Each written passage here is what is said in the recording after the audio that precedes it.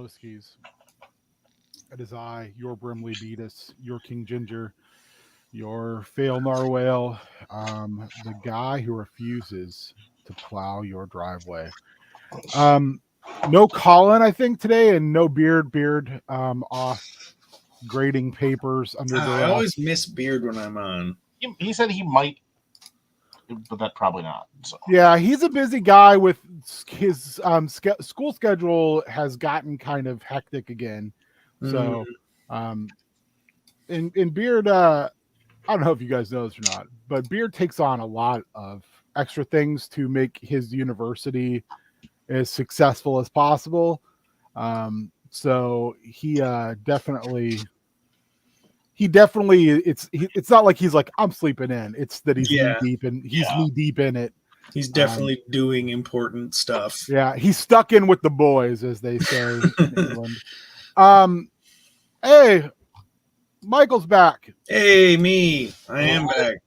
Yay. And of course, the malicious and delicious Matthew Lind. Woohoo! Not to be confused with Jeff Lind, who I believe is still alive. Jeff Lind. Oh, it's Lynn, isn't it? I don't know who Jeff Lind is. There probably is a Jeff Lind, but I had a teacher in high school. I'm gonna Google it. It's probably like a murderer. There's one. I had a teacher in high school with Lind as their last name. Same last name as you. Is it just a bunch of random, just sort of guys, famous dudes. Yeah. Just like regular kind of normal guys. So one of my favorite high school teachers, last name was Lind. He was English teacher. He taught like honors English, like college preparatory English. Very cool guy, like really, pushed you to think and everything. And like 2 years after I graduated, he resigned. Also, he was like a cross country runner and a marathon runner on the side. It turns out he had been stooping one of the students. Oh, fun! They're married now. Dude, oh my god! All right, just briefly, since this has come up, in my junior year of high school, something similar to that happened on 2 separate occasions. Oh. We also had like a math teacher. A volleyball coach was stooping a student. Yeah, we had a math teacher who was married and had a baby. And then we also had the band director in a similar scenario. It goes on a lot. Oh god, dude! I was in the band. I used to play saxophone, so I was in band, and I didn't really like the guy very much. He was one of those people who was like charismatic in kind of a creepy way. And a lot of people liked him, and I always sort of thought he was just a little. A little creepy. And when like we all showed up to like what I think it was like our 3rd period class or something, we all showed up to 3rd period like advanced band or whatever, and we had a substitute teacher and like the principal. They was like, "Oh, what's going on today?" And they're like, "Well, so and so has been doing some stuff he shouldn't have been doing, and he will not be coming back." So. Mr. Lind never, to my knowledge, substitute teacher. Mr. Lind, to my knowledge, never got caught. He resigned, and then after he resigned, their relationship kind of came public because he divorced his wife, and they instantly. Yeah, I think the math teacher one definitely got overshadowed by the band director one because that one became like. There were like restraining orders, and like the dude went back to like her house and like used a ladder to try and get into her room. Yeah, no fucking shit. It was the thing is she wrote a letter to the judge asking him to be like nice to him. So it was like a mutual thing, but still super inappropriate and just like a total shit show. Like just fucking crazy. So I will say this. Anyways, there's a massive power dynamic there. I was like, dude, this happened to me 2 times in the same year. There's a massive power dynamic there. If you want to date someone, dude. I mean, like I said, band director when they're a position where you have that power dynamic. I mean, if it's something you want to do, and they're a high school student, and you're a weirdo 29-year-old. then just wait till they graduate and then be like, okay, this is all cool now. Yeah. But once they graduate, you don't have access to them quite as easily. So, But it's like, what is that? On your awful bullshit. Matthew McConaughey and the movie's whose name I'm forgetting for some reason. Dazed and Confused. Dazed and Confused. Yeah, I get older, they stay the same age. I mean, yeah, it's same thing, but somehow worse, just because they're teachers and in a position of trust. That's the thing. Even like I grew up in a relatively small town, and that shit was going on like all over the place. Mm-hmm. It can happen anywhere. And I grew up on the buckle of the Bible Belt. It literally happens everywhere. I grew up in a very red state, and gross shit happened all the time. And guess who was doing gross shit? Conservative. Yeah, because conservatives are not oppressed, repressed, self-repressed, and have all kinds of unresolved issues because they don't have issues that they need to resolve, and so, or at least they think they don't, and so they spend their whole lives being fucking bonkers. It's because the big J in the sky will forgive them their sins. West Virginia had kept basically teen marriage laws to, like, I think it was like 14-year-olds or something. They're like, one of the justifications they used was it's part of the West Virginian identity, and it's like, maybe not. Maybe it shouldn't be, though, guys. Just because it is doesn't mean it should be. Like, sometimes just because something is a certain way doesn't mean that that's good. Like, let's change that. Step back. You can step back. Nice. And really give this one a good think.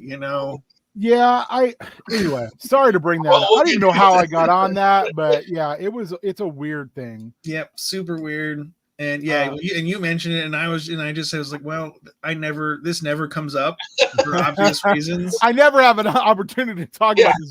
But this is like one of those rare occasions where I have a story about this, and it was like not only one but two.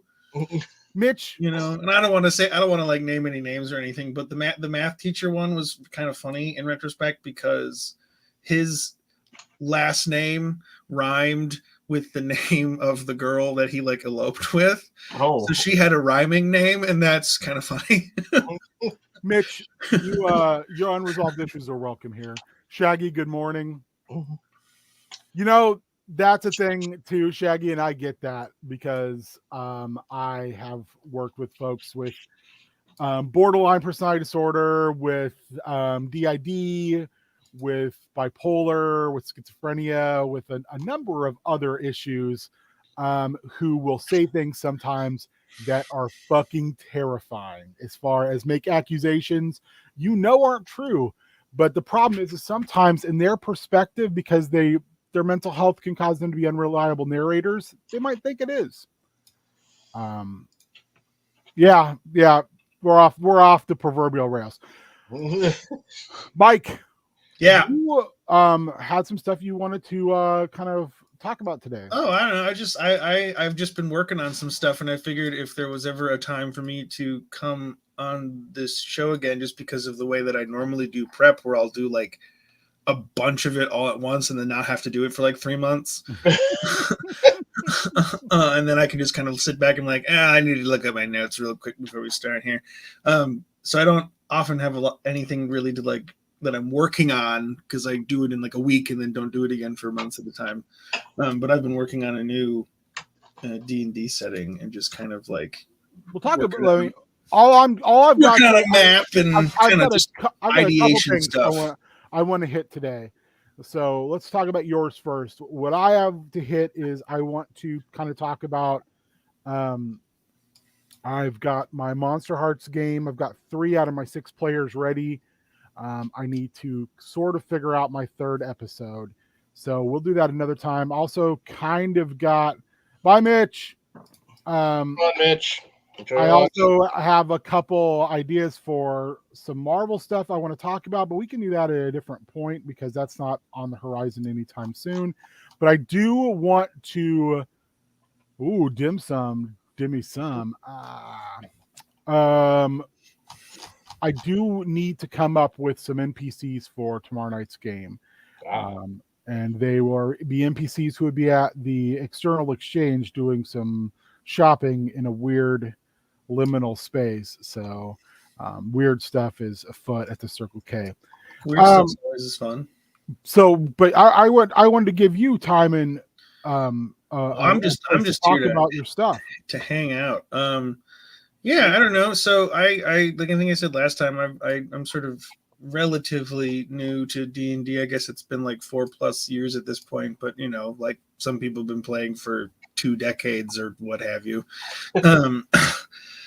And so, you know, like I started with my own setting because that felt more approachable to me, just because I don't know anything. I still don't know really anything about most of the actual like published settings.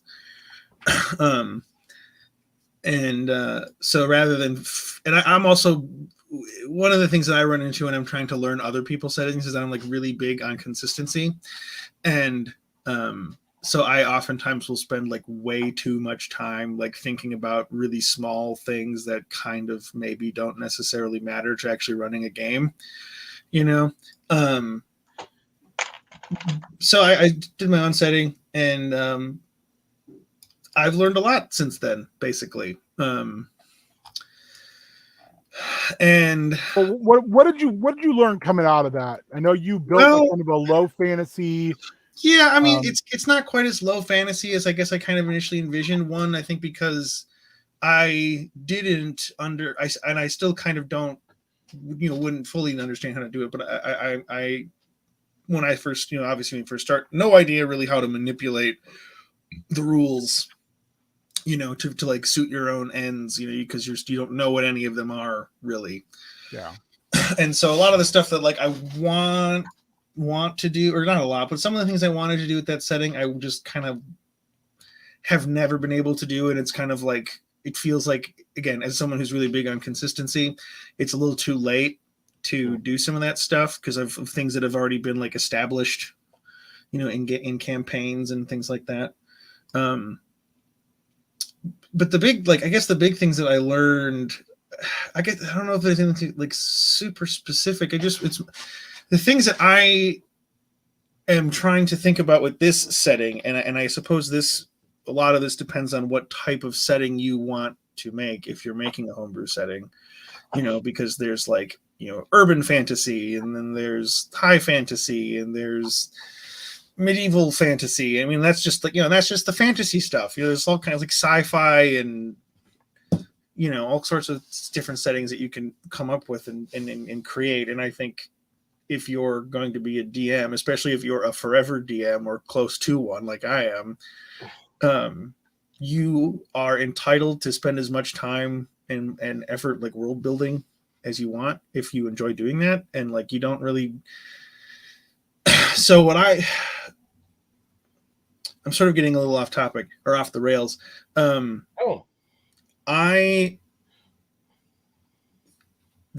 Basically what I think the way to like put it is that I have figured out better ways to incorporate some of the concepts and ideas that I really enjoy in like fiction into a setting while being able to also make it, you know, a playable D&D game and modifying things. And, you know, like there's definitely a conversation online about like, at what point does your homebrew stop being like D&D and does it just become like a different system, you know? And I don't know. That's true, I guess, but also money's a thing. And it's easier to manipulate a system that you are familiar with than learn a new one and convince people to learn a new system.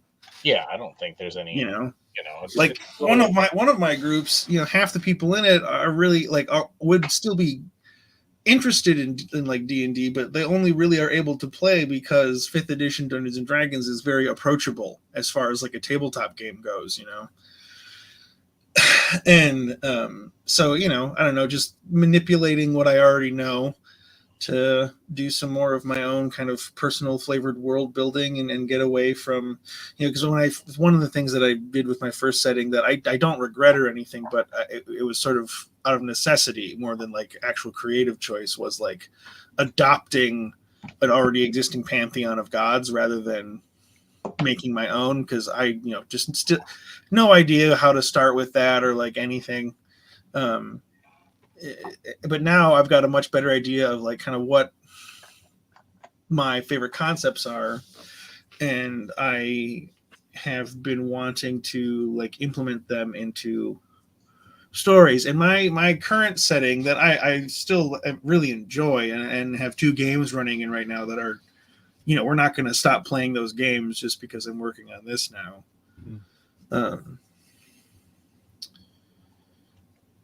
It's very much more like adventure fantasy, like not quite like high fantasy. I don't have like clockwork and airships and stuff to that degree, but there's lots of magic and there's necromancers and undead and all that stuff.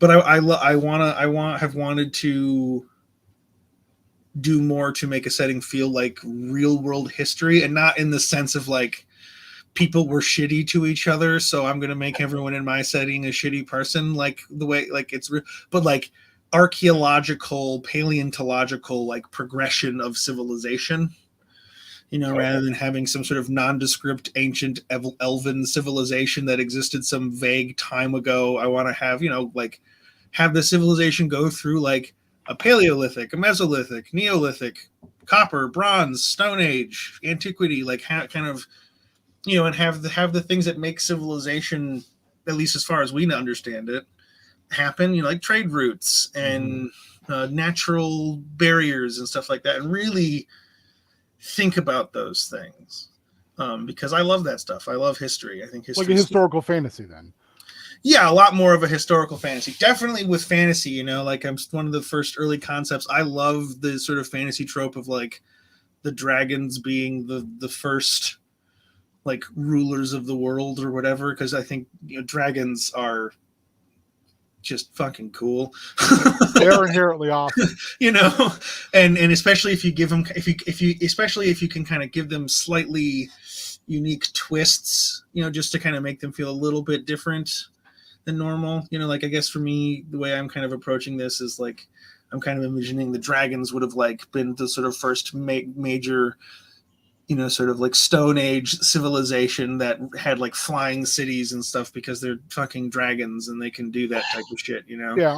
And then at some point, during the Stone Age, the cities come crashing to the ground, and that kind of lets the lesser species start to propagate and build their first real civilizations and stuff like that.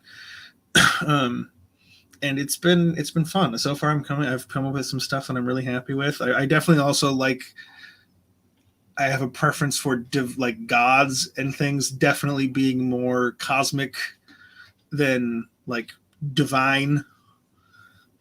Like I'm sort of more conceptual rather than. Yeah, the worshippers of gods are food for gods kind of stuff, like, which I think makes a lot of sense. Yeah. No, totally. And I, first off, hugely inspired. At least the big fantasy worlds that I really love are. I mean, I think I mentioned last time. Song of Ice and Fire is a fantastic medieval fantasy setting that I take a lot of inspiration from, but also from software, the Dark Souls, Bloodborne, more recently Elden Ring.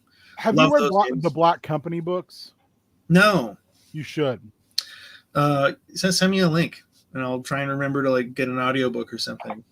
They're kind of in that vein. They're very, very, very, very low fantasy. Cool. Yeah. Kind of I don't know. They're a little bit. I think they would be considered dark fantasy. Mm-hmm. But I have a lot of friends who they're just like, these are the books. Not really my thing, but I think if you're as someone who read the Song of Ice and Fire books, I didn't hate them. I didn't enjoy them. I just was like, yeah, these are everybody. This is an interesting take on a genre I enjoy. It's just not a take that it's like gonna be very inspiring to me. But I also like that weird. I'm on that weird bullshit. Yeah, so. You like your horror stuff. Yeah, that's the thing. I like my horror stuff, but I also like airships and weird, Yeah. Yeah, that dimension stuff is hopping cool. stuff. It definitely has its place. Like I'm not. It's not so much something that like I'm not into to the point where I wouldn't like play in a setting like that, but I'm just. But not it's not really, where you want to right. DM from. Yeah, it's not where I'm not gonna put that stuff in mind because I like more slightly more grounded, and I use that term loosely because I guess I can't even. I don't want to rehash a bunch of topics we talked about last time, but like my sort of whole philosophy about like the is this realistic or not kind of debate is like it's not really about realism, it's about your own sense of like your own like how far your brain can suspend its disbelief and in what directions it can do that, because like I can't deal with like the high school adventure thing where it's like no adult would ever allow kids to do this. Like the Young Avengers, my brain just won't let me won't let me kind of go through things like no. But that's the thing. The adults don't want them to do it. They do it anyway. Yeah.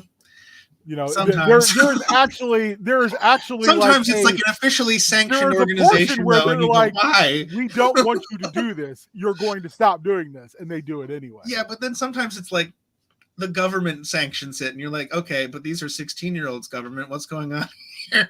Because they're easier to manipulate. Yeah, well, I mean, look at there's nothing wrong with it. Nick Fury's Caterpillar Files. None of those kids are like 21. Yeah, they're kids, and the reason he picks them is because he can manipulate them. Mm-hmm. Oh yeah, I'm not saying that like because although he is ostensibly my brain just goes like I can't. Because although Nick Fury is ostensibly a hero, he's still a governmental agent who is all about acceptable loss and super shady. Yeah, stuff. He's a shady motherfucker. DC a little bit different. DC with like the Teen Titans, that is like a see, like that's kind of thinking like Young Justice and like Teen Titans and stuff. You should hang out. Like, Batman's like, go out there, 16-year-old kids, save the world, and you're like, wait, what? Batman's like that with Robin. Batman is like that. Superman, though, it makes me concerned that people will make him do that because, like, I don't think he would ever actually do that. Like, I don't know if he would actually. I don't know. I feel like he would be like, "No, you're a kid. Don't get killed." I think that's always an interesting thing because then you can look at like Supergirl and he doesn't get a say in that because technically she's older than he is. She just grew up inside of a pod or in a different area. So when you talk about like Supergirl, she's actually older than Cal. Well, Silver Age, he didn't let her do shit. Yeah, and that's a big thing. I think when we get looking at the Robin, I mean, I love having this conversation, by the way.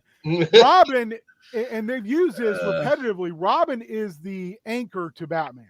Mm-hmm. Batman has said repetitively, no Robin, then I probably killed somebody a while back.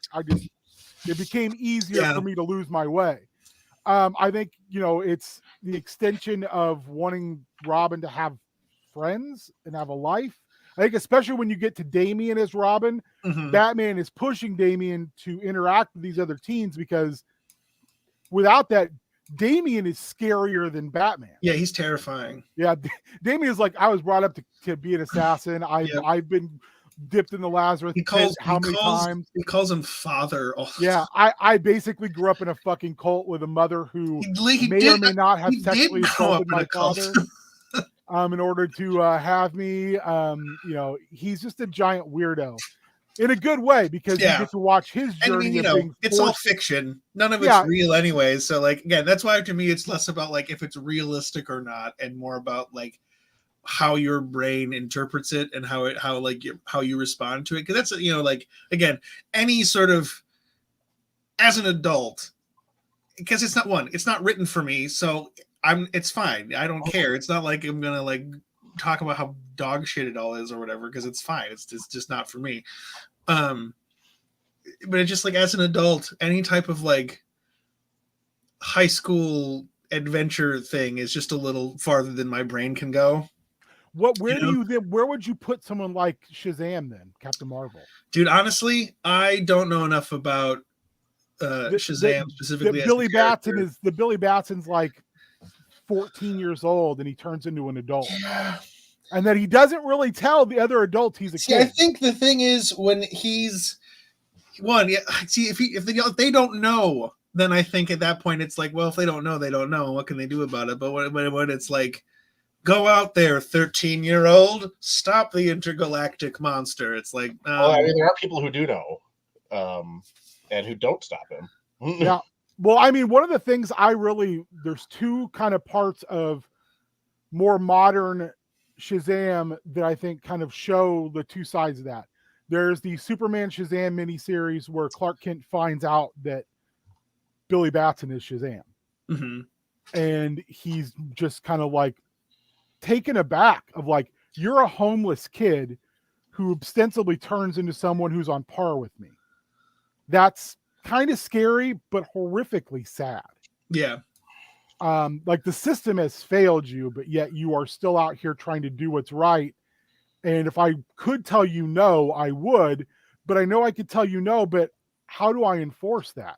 You're right. That's the other thing is like when it comes to a character that's that powerful, can you tell them no? You know, but when it's like, you know, when it's like Robin or someone, it's like a normal guy, you're like, okay, dude. But Robin would just sneak out because that's the whole beautiful thing. Right. If you read the Super Sons, he's still gonna sneak out. But it's if you read the Super Sons, which is Damian, and then Clark's son, Damian just convinces Clark's kid to sneak out with them.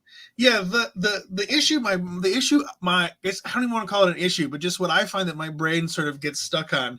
It's when it's sanctioned specifically. And that's like when it's and that's an interesting thing too, because they've used that in not great comics, but they've used it in comics where they, especially in DC, where certain villains have basically talked about feeling like they were fed to these kids, you know, as like a way to build their confidence, and how humiliating and gross that is. So the other thing with Captain Marvel with Shazam that I would say that also kind of puts a similar light on that is in Jeff Johns' JSA, where Billy is seeing Courtney, I can't remember Courtney's last name, Stargirl.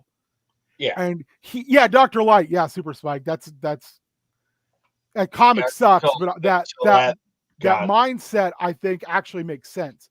Courtney is the one who's pursuing Billy but she knows Billy is Shazam. The older members of the JSA, like the Golden Age Flash, Golden Age Green Lantern, those characters don't. And when they see her cozying up to Captain Marvel and she's a teenager and he's like in his mid-20s, they basically say, we want you out of the JSA. And he could tell them like, listen, I'm a kid, but he won't, because he's afraid it'll change the way they look at him. Mm-hmm. So he leaves. And it's real fucking sad, because like these characters who should be mentors, and that's ostensibly the thing with the JSA, why they have these younger characters, is because they want to teach them. Mm-hmm. They want them to be like the next great generation. And this character doesn't feel comfortable telling these characters like, I'm a child. Mm-hmm. Like this relationship, actually, I believe she's like a year older than him. And he can't tell them that. Mm-hmm. And rather than try to argue the semantics of it, he feels like all he's doing is making himself look worse in their eyes, and that hurts him worse than anything else. So he just leaves. Mm-hmm. And he just cuts Courtney off, which is also fucking heartbreaking. Because she really, I don't know if it's love, but she's definitely, you know, really, really likes Billy. And it's fucking sad. You know, it's those type of things I think are interesting in comics. But I mean, you look at like, even when we look at like Spider-Man, Peter Parker, when he becomes Spider-Man, is a goddamn teenager. Yeah. Yeah. You know, they aged him up real quick though. Yeah. Johnny Storm is a fucking teenager hanging out with adults. Yeah. Hey, Johnny, my teenage brother, you want to go on a fucking rocket ship to space? I always thought the Venture Brothers interpretation of the Fantastic Four was fantastic, where he's on fire screaming the whole time. I don't know. The thing analog to have, while humorous, so is a little weird, but yeah, I guess I should say too, I am by no means like a comic book expert. I know some stuff peripherally, and that's about it. But it extends to like things like Harry Potter and stuff like that, where it's like, I don't know. I'm just sort of like, as a 32-year-old adult, I'm just kind of like, But, I don't know. Maybe I'm just not as interested in that stuff anymore. But even from a historical viewpoint, the Children's Crusade. Oh yeah, definitely. Like, I mean, for real, you know, like, I mean, dude, basically up until like almost the modern era, if you were like 16, you were old enough to go fight and die in wars and stuff, you know? Yeah. I mean, so I think that it has a basis somewhere. And I think it would be a very interesting, That's true. It would be a very interesting part of like a game, especially more of a dark game, that the PCs have to deal with an army of children. Mm-hmm. I mean, you have that right now in parts of the world. Yeah. I mean, totally. That is a horrible conundrum. It's kind of the classic, you kill all the goblins in the cave and all that's left is the children. What do you do? They're not monsters. They're like people. Yeet them kids. Yeet. I think that's an interesting moral quandary to put in a game. Like my D&O game, the PCs are kids. Mm-hmm. You know, and they get themselves in a lot of shit they don't need to. They should be ostensibly going to school, but most of the time they're like, fuck, we're going to blow off class. That part isn't fun though in a game. No, I mean, but I think it's, if you're going for historical fantasy, mm-hmm. It's an interesting, just like anything, it's an interesting pool to dip your toes into. Yeah. How would they deal with that? Like, I mean, I'm to the point now thinking about it, I actually might utilize it. How would your heroes deal with facing a force that fundamentally disagrees with them, that's made up of children? Yeah, that like that's been like brainwashed and, or even if they're not brainwashed, they just fully buy in. Like maybe that's actually what they believe in. How do you just turn it into a bloodbath, or do you try to dissuade them? What do you do? Run you away. Let them try to figure it out on their own if they're not hurting anyone? Yeah. I mean, I think it would really depend on the group, and it would depend on like the tone that people were okay with setting for one. Because I feel like I have friends who are parents who I think would have a really hard time with that and maybe not find it enjoyable to have that sort of dilemma. No, for sure. But that's where like your X card and your zero session are so important. This is something I wish Beard was here. You talk with people about that stuff before you start to make sure everybody's on the same page with it and that we're not going to cross any lines. Beard, I think, does this better than anybody I know, and that's the pre-game bringing everybody together and sorting out what you want out of your game, like coming up with a list of things you don't want in your game, as far as like even just tone and genre. Like Beard, Beard was like, one time he was like, hey, can we use your world? And I was like, sure. And then come to find out, they sat around and made a list of shit that was in my world they didn't want to use. And I was like, well, then at that point, it's not even my world anymore. Yeah. But I love the idea of them saying, you know what? I don't want to use dinosaurs. And for me, like, dinosaurs is super cool. Dude, I'm still trying so hard to find a way to incorporate dinosaurs into a setting, because dinosaurs are the coolest. So you were talking about kind of historical style D&D. There is a system, a 5e like subsystem, I can't remember what the name of it is, where you're basically playing, if you've seen Gendy Tartakovsky's Primal. I have seen the first season. You're basically playing cavemen. Awesome. And so it's like dinosaur heavy. But like all the races are in that primal state. Sure. It's like, that's cool. That's cool. I can't remember what the name of it is. I think I have like the free version of like the pared down version of it in my D&D folder. You can look for it in there. I think if somebody wanted to do like a cool hybrid setting between like do like dinosaurs, but also do like a not steampunk, but kind of like Victorian, 19th century feel. The world of Dinotopia is a really cool one. Well, even just the Lost World, Something like, yeah, I mean, it's a very like, what would, like, it's like Lost World, but what would happen if there was like civilization in it, and like people in dinosaurs were just sort of like horses, you know? Yeah, I mean, I think that it's got a lot of merit. You could look at, like, for all the warts on it, Tomb of Annihilation, you have all the dinosaur races in Schult. I love that shit. That is super cool. That you can literally bet on dinosaur races. There was a very like horse races. That's so cool. Yeah, it's one of the best parts about like the pre-adventure of that game is like that you can just hang out in Schult and do fun stuff like race fucking dinosaurs. That's awesome. In the streets, like a goddamn, this is pod racing. Now this is pod racing. Now this is dino racing. Yes. That's awesome. So, you know, that's something too I think you could build off of. And I like the idea of a weird, like, huge gap of flora and fauna and civilization. There's something kind of cool about that. But yeah, I think there's a lot there. I personally would love to run a primeval style game because I think it would be very interesting. Yeah, there was a brief period of time where I was going to be, or at least was talking about playing in an Eberron campaign that someone I knew was going to run, and so I made an orc druid, and he was going to for his wild shapes. I was only going to have him wild shape into prehistoric animals. I love that idea. Like maybe that's all he knows. Yeah.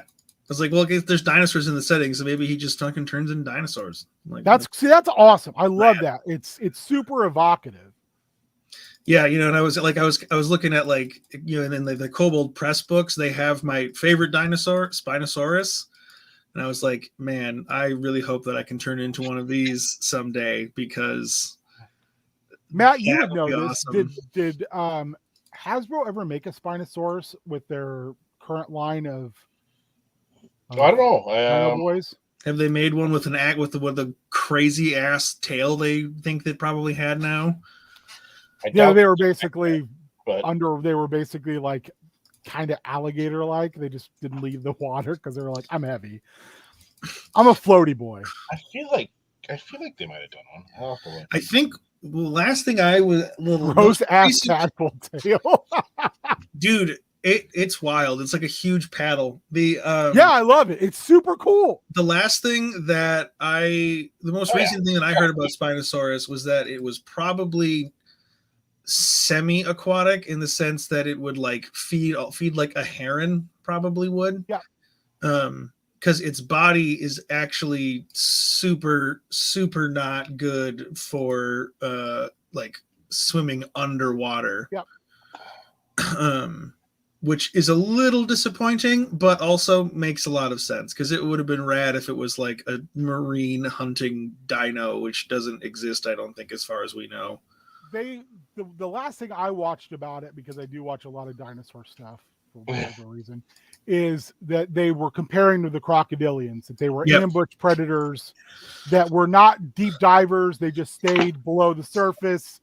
And that they fed a lot on marine life that was in the area, but they also were like, hey, you come to the shore and you poke your head in the watering hole where they're at, you're gonna get got. Yeah, they had the same like sort of snout sensors. Its body, it's super not good. It's super not good for swimming. Yeah. I think mostly they think because of the sail was probably rigid based on like the structure of the vertebrae.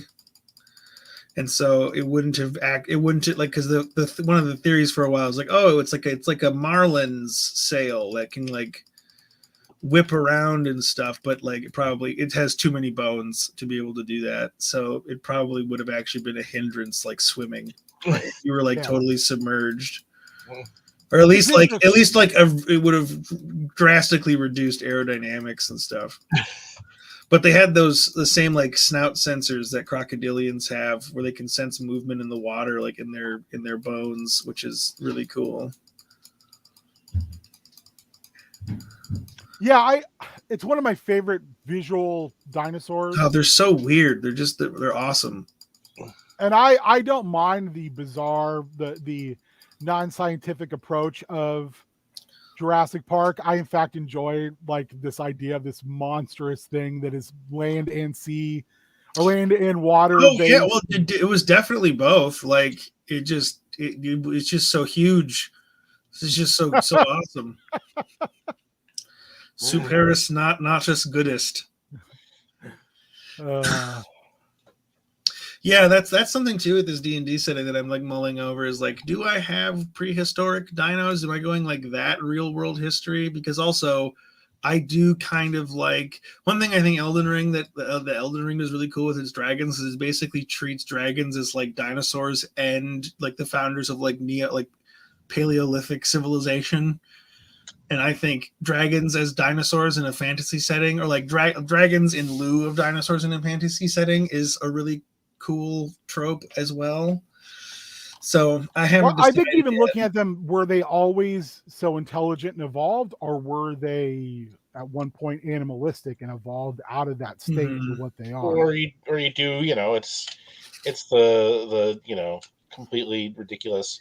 Well, if they're still, if we evolved from monkeys, how come they're still monkeys? It's like, geez. You can have both dinosaurs. Yeah, evolution is not a straight line, guys. Yeah, dinosaurs and dragons are both there. Some of them evolved one way, and some of them evolved another. We need to stop using that image of like the evolution of man, because that gives so many people just the absolute worst, most wrong.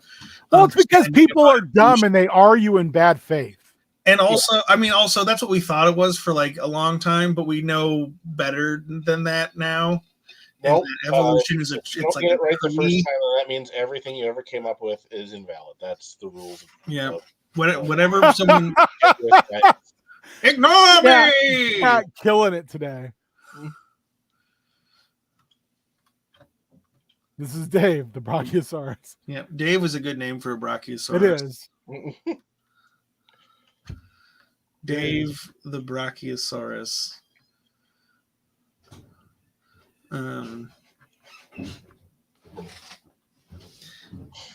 Yeah, so this has just kind of been my project recently, and like I said, I'm trying to.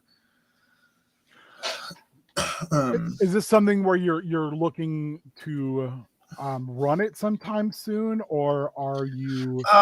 Probably not. The first and foremost, I already have 2 long-term campaigns going that neither of which are like close to being done. They'll both probably be going on for at least another couple of years. Just building for the future then. Yeah, well, yeah, exactly. I mean, one of the things, like, with my 2 groups, we, at most we meet once a month, so we it takes a long time. And, all the other thing too is when I started those campaigns, I didn't have any idea how to do anything. And so they were built not really with like a timeline in mind, as far as like, here's where the story when things were going to finish. Especially my first campaign, it's very much like an open world. Like there's definitely like motivating forces in the world, and there is kind of a story developing. But especially early on, I didn't really. It was kind of just meant to be like, here you guys are in the midst of a war of succession. Figure it out. While I also figure it out, because I don't know what I'm doing. But I mean, that's fine. Yeah. That Spino is probably going to end up being purchased at one point. You're going for it. That's beautiful. Nice. That's like the old one from the Jurassic Park 3. Mm-hmm. But I think that's the thing, though. You don't have to, especially when you're starting out. You're just testing the waters. Mm-hmm. And you're having fun. I think that's a really cool way to run, anyway. Yeah, I'm happy to just keep fine tuning this setting. I've only been working on it for like a week, honestly, and I've got a whole Google Doc of just all the concepts and things that I'm working on and wanting to include in it. Because like I said,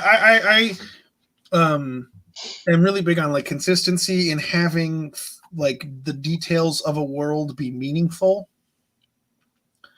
You know, not in the sense that like, oh, everything is telling you something about the Right. villain or whatever, but just in the sense that like there's this thing that you have here has history to it and it has meaning in that context. You know, like this is a symbol of something. You know, it's like whether it's like it's a symbol of whether it's because this particular like I don't know religious idol can tell you a little bit about the transition between religions in the world. You know, and like.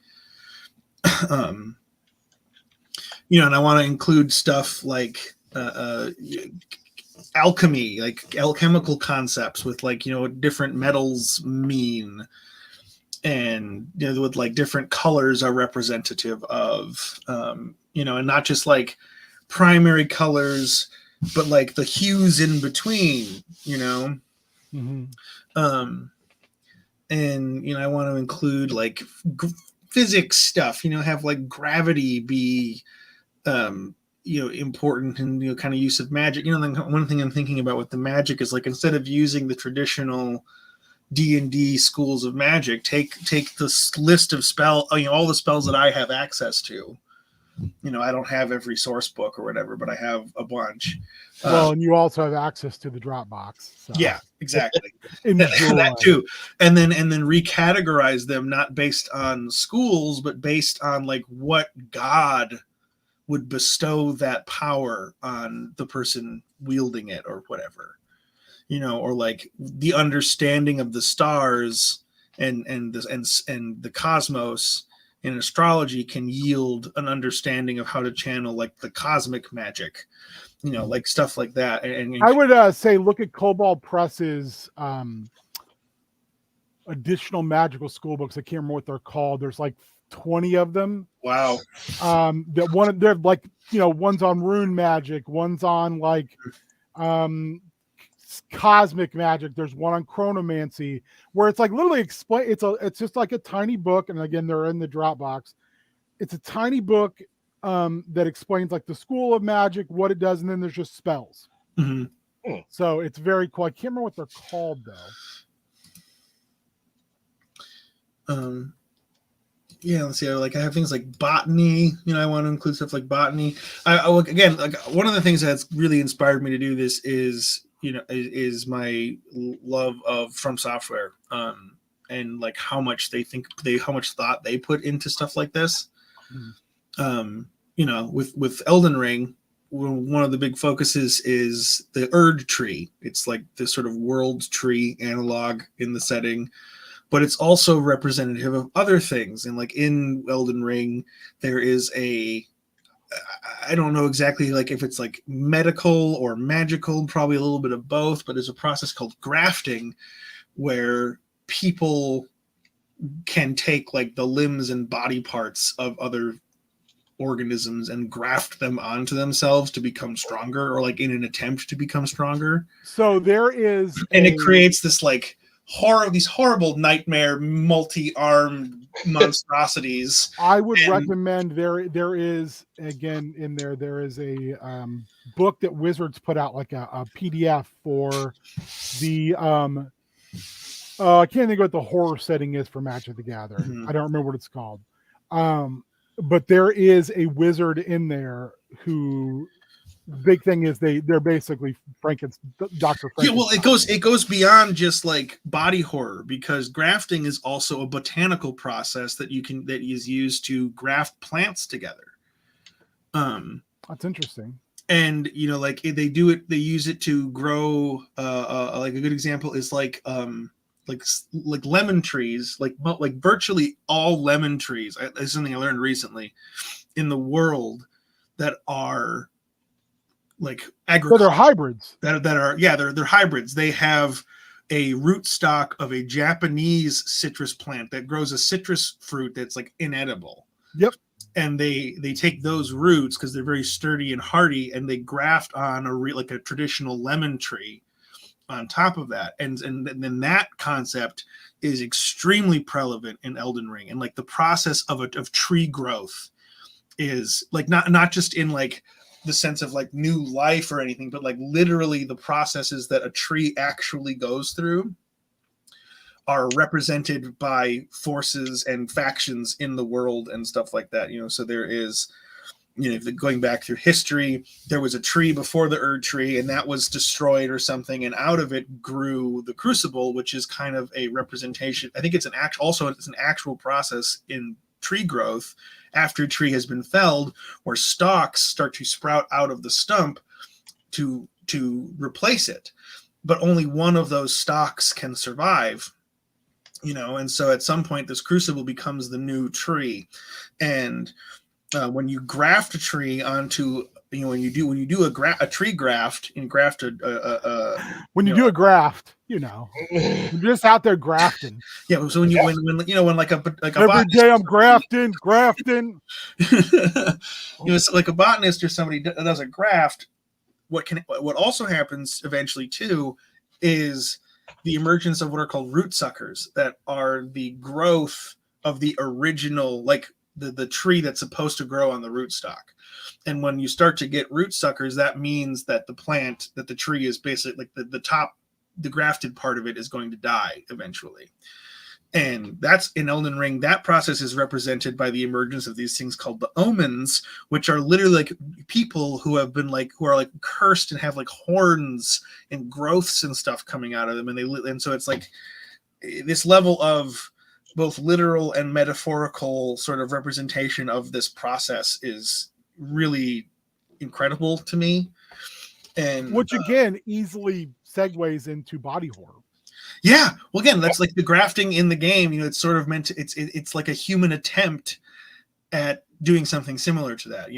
And I would recommend, if you are unaware of it. I mean, just go ahead and look. Anyone can just go ahead and look up Godric the Grafted on Google if you haven't already seen him, and the man is a sight. I would recommend, if you have not bared witness to it, Kamen Rider. Kamen Rider is ostensibly body horror.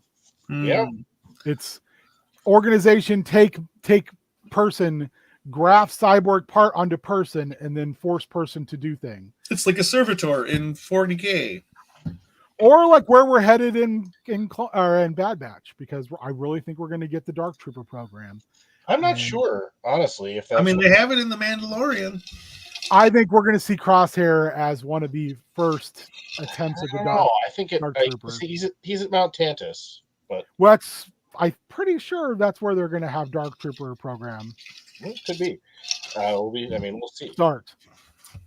And maybe it's just wishful thinking, because I find that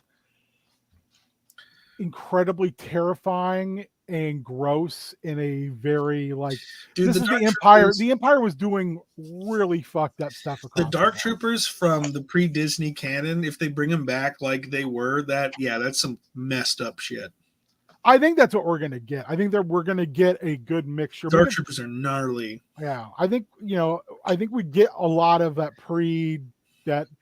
extended universe stuff is slowly being woven back in different ways. Do you want just like a human heart and the rest of your body replaced with augments?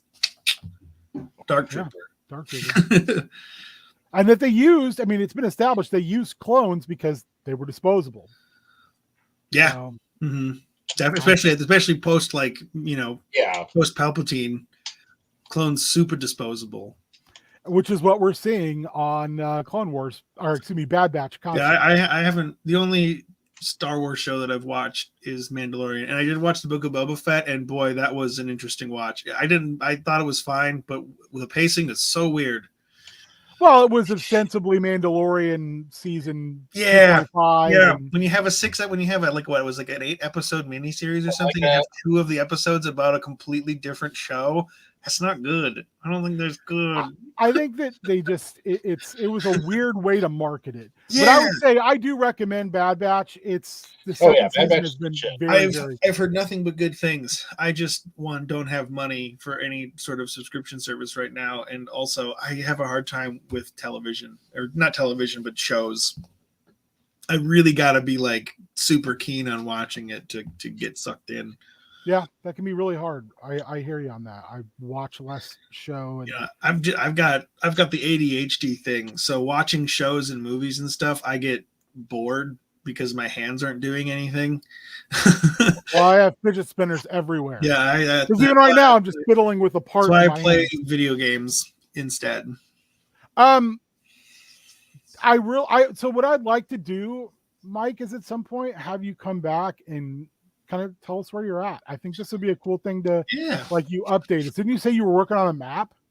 Yeah, I am right now. I show it off if you want. Yeah, right show it off, please. Yeah. Also, you should talk to me because I have a map maker thing. I just for StreamYard here, I just want to hit present, right? Present, yeah. Okay, let's see. Share screen. I want to share. Here we go. Okay, should be sharing. Oh wow. I like it. What are you using? I'm using Incarnate. That's what I use. I'm using the free version right now. I used to have a subscription for it, but I cannot afford that right now. Unfortunately, because and one of the reasons I unsubbed is because I hadn't really been using it. Because again, when I prep, I do a bunch of it all at once, and then don't really have to do very much of it for a while. So I unsubscribed, and now I got the itch to start working on a map, and don't have the assets to do a lot of the stuff. Because like basically, I'm roughing it out. Like the mount, there are mountains that you can see way up here in the corner that are like up in this like a snowy area that like I would put like snowy capped mountains there instead. No, Shaggy, I will say this: at 2 jobs ago, because of the intensity of people I dealt with, I kept an entire drawer full of fidget spinners because I could just hand them out when someone was, throwing coffee mugs across my office or threatening me. I'd just be like, maybe you should just put this in your hand and chill. And I would already be playing with one, so they would look at me and go, oh, okay, well, this is the thing. Join in the fun. Yeah, they're actually a very, very handy tool, I find. So like I've been with this map, I've just been kind of thinking about again, trying to think from a more historical perspective, and there's always the sort of Roman adjacent empire, and my sort of take on that is taking the more Byzantine approach rather than like the Western Empire. Mm-hmm. That's what I've got over here with this Eternal Empire. There's a whole bunch of stuff I'm working on for that, and and there's like this eternal city here that's kind of it's called that because it's basically been inhabited since there have been civilizations. There's always been some culture living in this city. So as you go through it, the players or whoever would get there would be able to see at the lowest levels, there would be some ancient elven ruins or something. Yeah, I can't. And then the higher up you go, the more modern the architecture gets, and you can see the history and the different civilizations that have ruled this city. I can't remember who used that in a D&D game, but someone used that idea of this. You could actually dungeon crawl in the city because it was, 20, 30 cities built up on top of it. So you could just go lower and lower into this area, and you were seeing all sorts of weird shit because that city had always been there and had always been inhabited by something or someone. Mm-hmm. I love that idea. It's such a great idea. Yeah, again, I'm especially trying to this is the Eternal City. I mean, in the real world, Constantinople, Istanbul is called the Eternal City. Mm-hmm. And so this, in my version of that, it's sort of like Constantinople meets Baghdad, where it's all, not only is it like the center of this great empire, but it's also positioned, and one of the reasons that it's become so successful is that it's positioned between 2 rivers, Mm-hmm. So it has mastery of this, these trading networks and all these other things. And definitely incorporating a lot of fantasy. I'm thinking the current ruler of the Eternal Empire is some kind of immortal being that the working name I have for them are the Perpetuals, which I'm just sort of borrowing from 40K for the moment until I think of something more. How did they become immortal? That would be one of the mysteries of the campaign. But you could use the old bathe in the blood of dragons. Well, it would be a dragon thing. So I'm working on my pantheon. I have a dragon god, who is also one of the domains that it represents is time. And so my sort of thought is like somehow, I haven't figured out the exact details, somehow the dragon god has bestowed this ability to sort of manipulate time or whatever on these perpetuals, and so they don't die, but they do, like they get like when they get, if they get killed, they come back to life, but they are traumatized by that. So like the one of the big things that I'm trying to borrow from software is the cursed chosen one, where like the characters from those games, you are like a chosen one, you know, like literally in the first game you're the chosen undead, but you have been chosen to bear a curse. The thing that you have been chosen to do is not happy, you know. And so the perpetuals would, like, as they die and come back to life, they start to kind of go crazy, their bodies start to fall apart, and eventually you get to the point where like the current eternal emperor, who is a perpetual, is basically just like a crazed, totally like deranged and crippled lunatic who's like kept locked in like the deepest apartments of the Eternal Palace, and like the Lord Regent, who is also a perpetual, has been ruling in his stead for thousands of years or whatever. Sort of like the Dragon Kings and Dark Sun a little bit. The inspiration for me came from his Dark Materials. Okay. And the way that God and his regent are portrayed in that, you know, or like the entity that is sort of the God stand-in. You know, he's this ancient being who's basically paraded around in like a glass palanquin, and he's so weak and feeble that he can't even speak.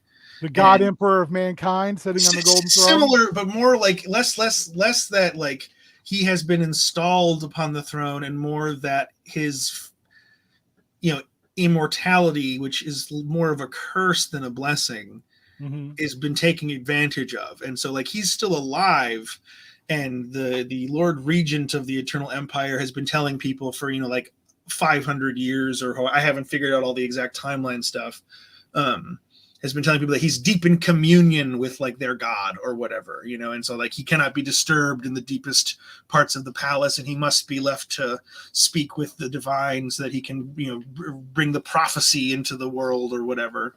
Because as far as like the botany stuff goes, sort of one of the things I've been thinking about is I want to have a world tree sort of concept. That's a fantasy trope that I like, that I don't have in my current setting. And rather than did you ever play Valheim, Mike? I have a little bit, yeah. I love that interpretation of the world tree, just because it's just like over the whole. Yeah, you can just see it from basically from this in the sky. Yeah, it's such an evocative visual. Yeah, it's very cool. My sort of take on it would be that there would be multiple trees.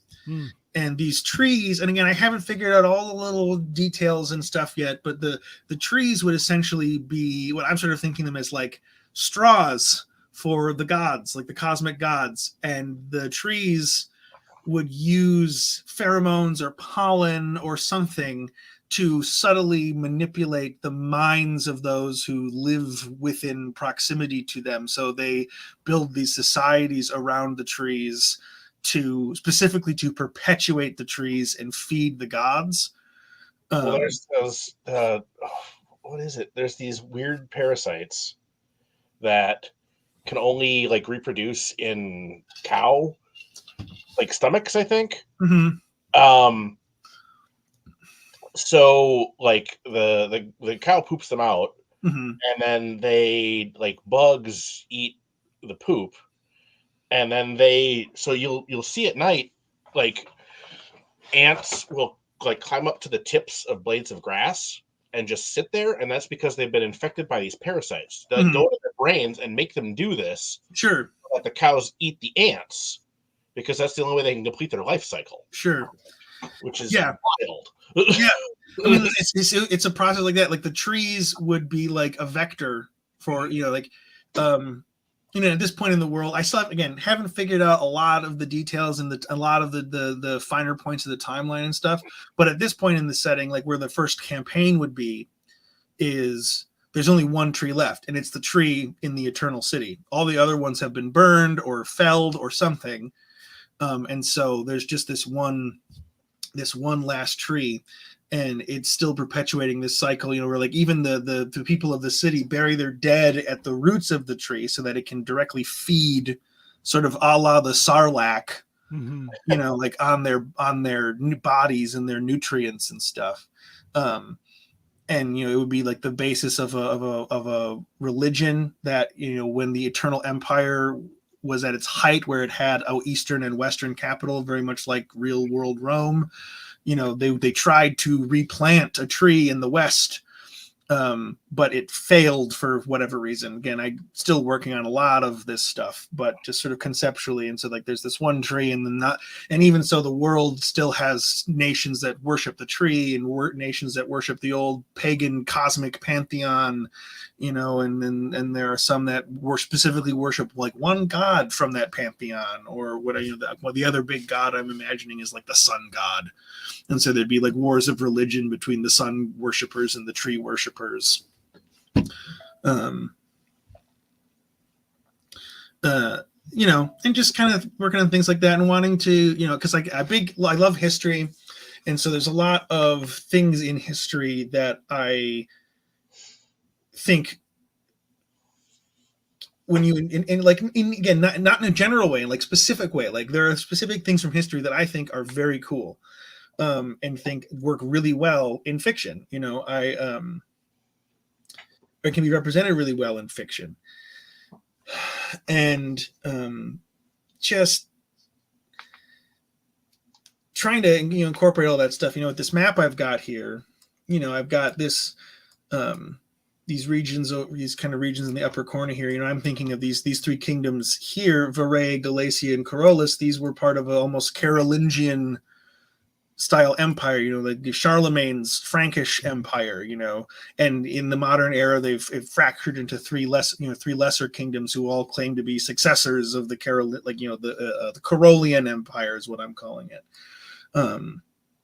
And I've got the working title. I'm going to change this name, but it's the Farinate, which would kind of be like this surviving Alexandrian Egyptian culture, which would sort of have developed in parallel to the first civilizations of the Eternal City, but in a completely different part of the world. And that's their whole empire is, you can find ruins of it all over the central part of the continent. And the Great Desert is a really lame name that is a working title, but I just needed to label this. And then I have this whole jungle region down here that I don't really know what I'm going to do with yet. I haven't really decided. There's your lost world. That's what, yeah. I mean, the thing is, I've done that in my other setting too. So I kind of want to go into this with a little bit more of an idea and more of a plan. Because in my other setting, the jungle is very much the lost world. It's called the Land of the Serpents.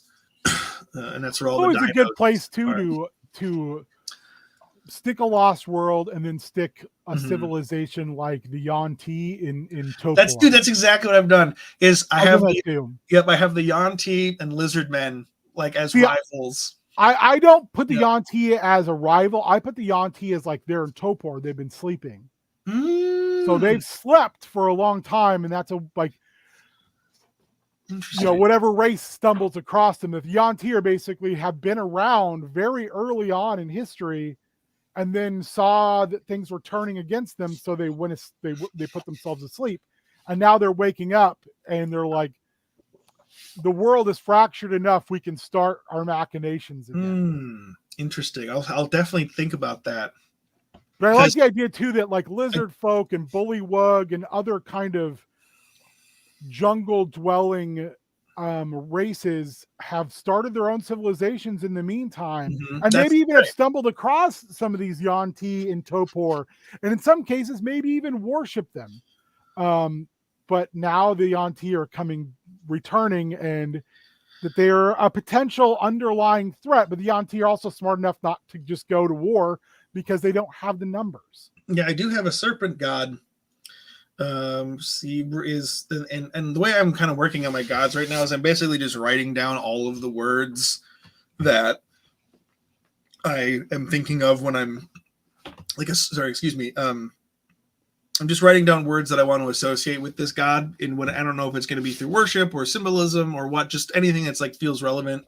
So my serpent god is betrayal, upheaval, change, discovery, ambition and revenge. And I'm also treating this serpent a bit like, a bit like the biblical serpent, but also a bit like, but from a more Gnostic perspective, where like the serpent is a giver of knowledge and like free will. But also treating the serpent a bit like, what was it?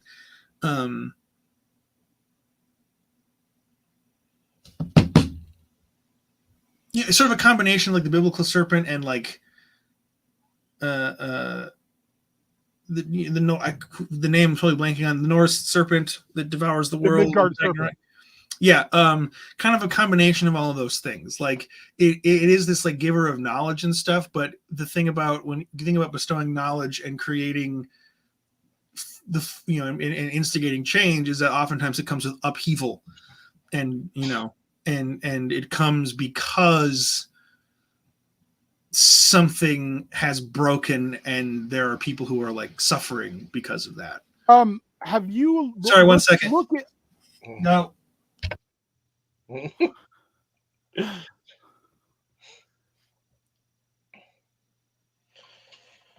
Ooh. Another place to draw from is look at any D&D lore on Dendar the Night Serpent, which is like this primal, I think what they call primal evils. It's this massive world snake that wants to eat the sun. Yeah, some stuff like that, and like the sun god. Oh, dude, I've got some stuff for the sun god because all the gods are not good. Yeah, no, they're cosmic, so like they're kind of like they're here because they are feeding, basically. And the sun god, I'm going to throw aliens in this setting too because I haven't done that in my other one. And my sort of approach to that is like the aliens came from another planet in this cosmos, like in this solar system, because their planet was eaten by the sun. Yeah. And the sun has been getting larger and larger. And so like kind of using the actual processes of how suns age over time, and eventually this sun will devour this world too. And so there's all these kinds of like doomsday cults about the sun. I look at Magog from Marvel Comics. Mangog. Magog's DC. Mangog is like one being who is the inhabitant of like all that's left of his race. They live inside of him. Yeah, he's got like all their collective strength and knowledge and whatever. So he's like a million people all in one being. And he wants to kill the Asgardians, right? Because they helped doom his race. Odin did, yeah. Yeah, I don't even think the gods have those kinds of motivations. I think they're just hungry. We're going full on Lovecraftian, like they're cosmic. They have motivations and needs that are greater than anything we can, and we are just a food source to them. So one thing I've been toying with in D&O is that when the PCs look upon beings like this, that they all see something different because they're concepts. And because they're traveling with some NPCs who are also kids, they're from different worlds, they all see different mythology. What they're looking at might be the same being, but that being is it's a god of many faces. Yep, that's exactly why I've been going through and writing down all the concepts I want to associate with these entities. I've kind of fallen in love with that idea. I think it's very interesting. Yeah, I think that's a better way to approach mythology rather than having like I've done something like that in my other setting where I am to me, or at least not to me, but for me, the idea originally came from kind of looking a little bit into Elder Scrolls, which I don't know a ton about as far as like the lore goes, but looking into the way they do it and like how all the gods in Elder Scrolls are the same entities, but they're just facets and aspects worshipped by different people. And they have overlap, but they're not all exactly the same. And I like that. That makes a lot more sense to me because it's almost kind of like, again, it feels more real world, because a lot of the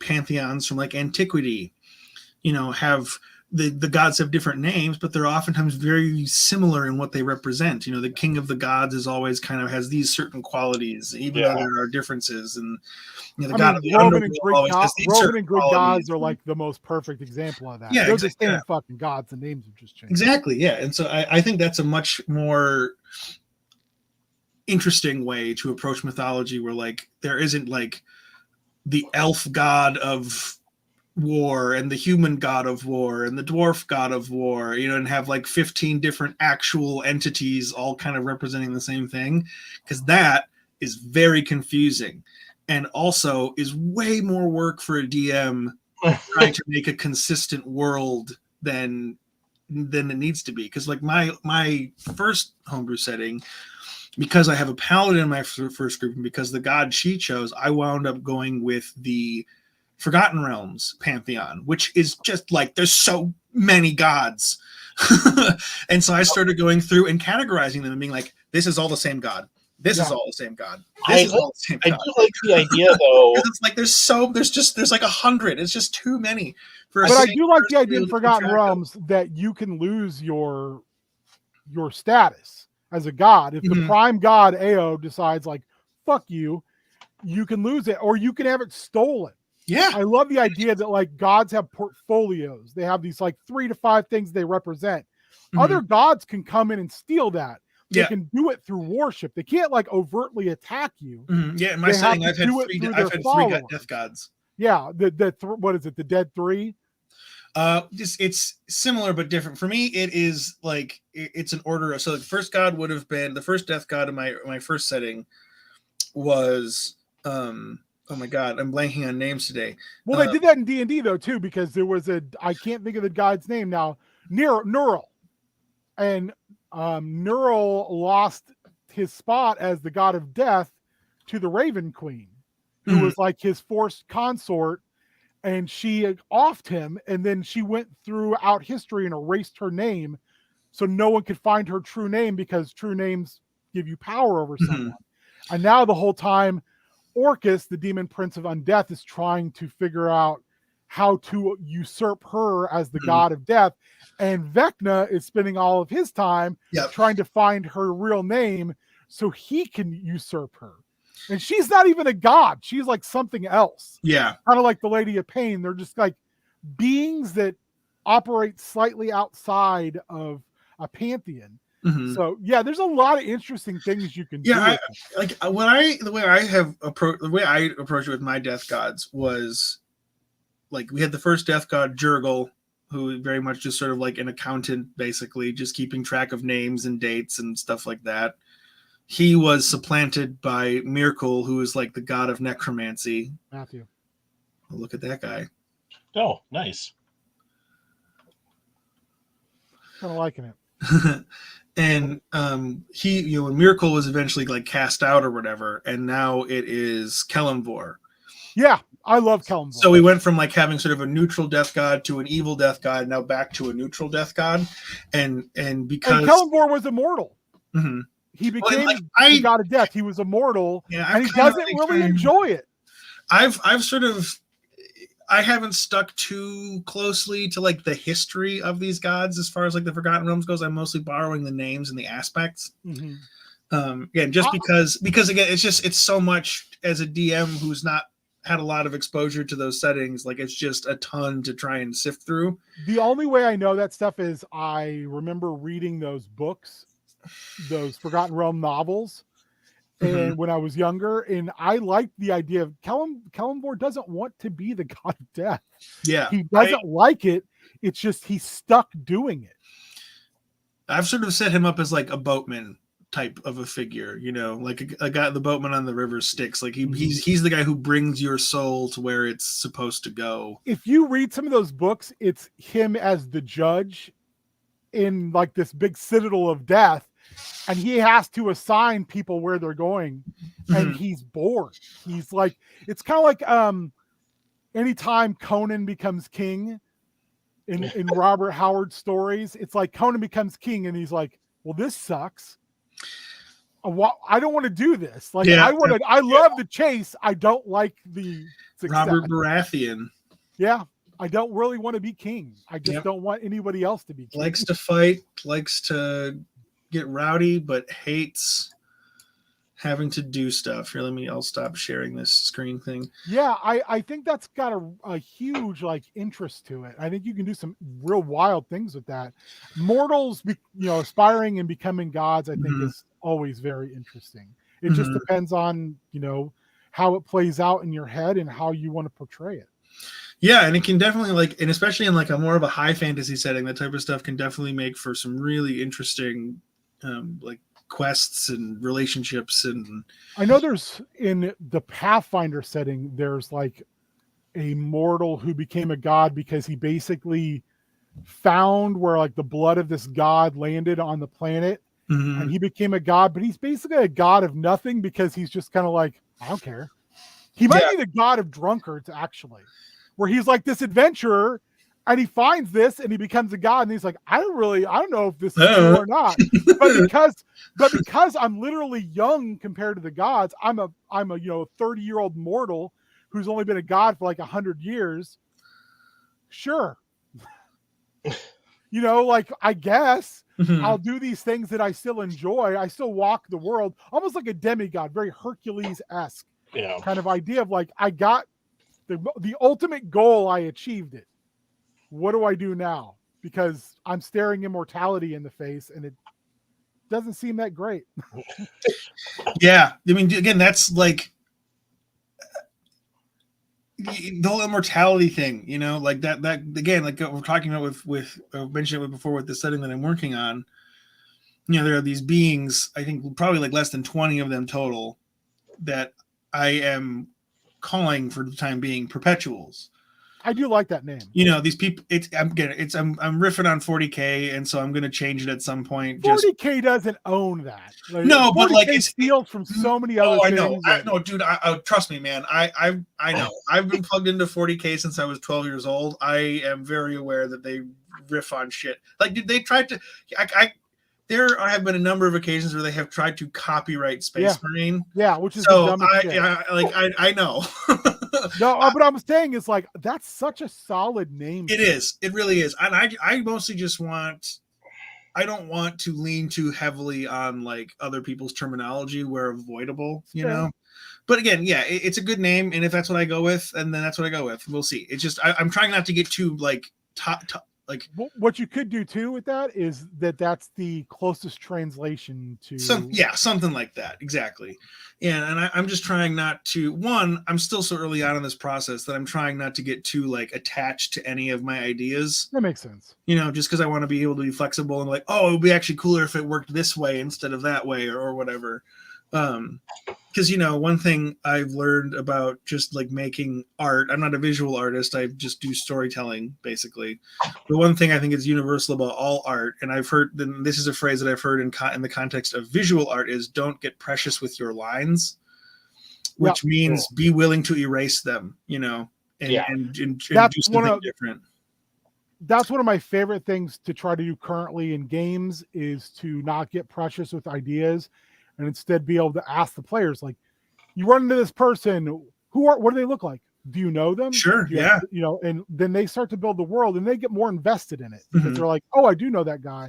That's why I'm very much looking forward to doing Monster Arts again, because one of the parts of character creation is a seating chart of your homeroom.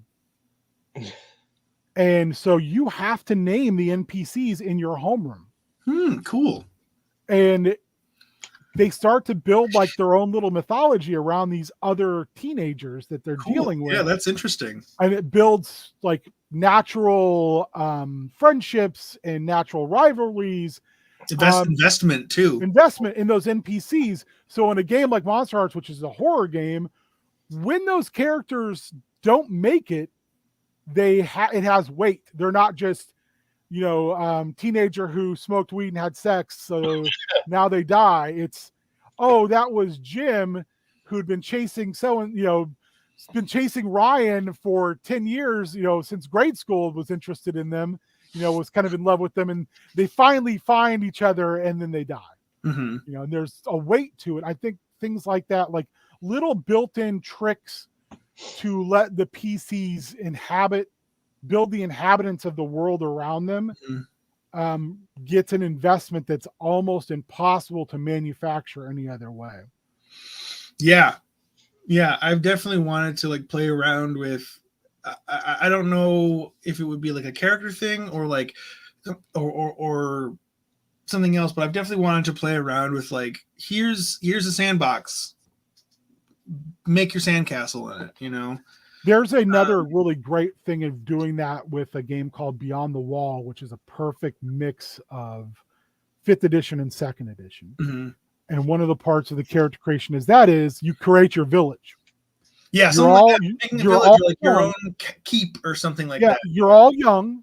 You're like teenage maybe characters, but like your village is small, so you have, and because it's kind of a harsher fantasy setting, like if you want to cast Fireball, every dice you want to add to that takes you an extra hour of preparation.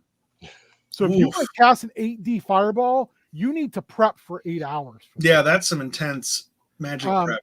So yeah, like being a mage in that game it's an involved process for big spells. Anyway, when you're making your village, you're also putting things on the immediate map in your tiny area. And what you're doing with that is you're saying you get to say 3 things you know are true, 3 things you think are true, and 3 things you know aren't true. Interesting. And these are places on the map. But like I may say this isn't true, but you might say this is true. Sure. But that means we don't really know. It's just out there. Like I may say that the fens are haunted, and you might say no, they're not. Those are actually, there's pirates out there who use like ghost lights to trick people. And it may just be the DM determines what it is. Yeah. Yeah, something like that. Like I heard about a game called The Quiet Year. Yep. It's great that the I very much want to use in like a session 0 to like have the players like, this is the village you start the game in. Quiet Year's awesome. And like, and this is this is like going to be your first hub area or whatever, you know, and like have people be invested like in that community, or even not the community, but like that location at the very least right away, because you know some of its history, you know. And obviously like the Quiet Year has its own kind of like rules where like you know the game ends at a certain point or whatever, and this would be more to like you build it up to like the modern era or whatever. I would definitely look into the creation process in Beyond the Wall, because it fits that more in a D&D style. Quiet Year's awesome. Did you see that with the McElroys using it for Aether-Sea? No, I saw it with Drawfee actually doing it on their stream. Drawfee used it too. Oh, that's cool. I'll have to look for that. Drawfee, I don't know the name of it, but Jacob from Drawfee also has his own like very simplistic system that he made, and it's basically just for goofs. But it seems that stuff's really good though. Yeah, you know, it's super funny. I'll try and remember to send you the links to because they do an episode of The Quiet Year. It's a couple years old, I think, at this point, and then they do 2 separate episodes of this game that Jacob has been working on or whatever. So with the McElroys, they used it to build the background for the game that Griffin ran last time called Aether-Sea, which was a heavily modified D&D. It was like the apocalypse has already happened. You're living in the aftermath of it, where the world is flooded, and your entire country and race and everything has been underwater for like 60 years. Yeah. And like they changed the spells around and did a bunch of cool like little things to that. And they used the Quiet Year as the way that to tell the story of civilization fleeing into the oceans. Whoa, cool. Because the surface world was become unsurvivable. And they all were telling these stories based upon that, and they were building the world, and sometimes even building some of the races that ended up being choices for PCs, which was like there's an entire race in that Taz story that's basically coral people. Interesting. they use this coral to infuse it with multiple dead people's spirits. So you're not one person, you're like 7 people inhabiting the same coral body. Oh, weird. It's really good. That's cool though. Yeah. People have asked Griffin multiple times, like, "Hey, will you make a Ether Sea source book for D&D?" And he's like, "No, I will not. It's too goddamn much work." Like, yeah, it's not the podcast. We will go back to Ether Sea at some point to tell other stories in that setting, but enjoy the story that we told. Mm-hmm. It's really good. It's discernibly D&D, but it's not, because it's them using like a submarine to go salvage these places. That's cool.